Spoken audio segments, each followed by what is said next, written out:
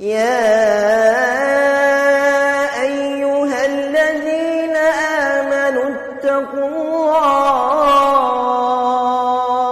Ustaz, apakah dibolehkan suami tidak sholat berjamaah di masjid dikarenakan istrinya takut ditinggal di rumah sendirian dalam kondisi hamil, Ustaz? Nah, kalau kondisi hamil biasanya itu kan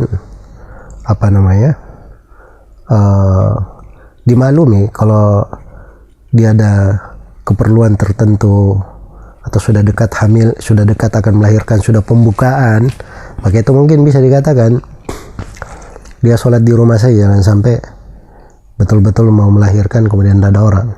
Tapi kalau hamil biasa, ya diposisikan saja waktu sholat dia pergi sholat, dan suami jangan lama di masjid. Dia pergi sholat, orang sudah adzan, dia perkirakan sudah hampir qomat, dia berangkat ke masjid, sholat, setelah itu langsung balik ke rumah, dia sholat sunnah di rumah. Ya, dan itu tidak bertentangan. Semoga Allah memberi taufik kepada semuanya.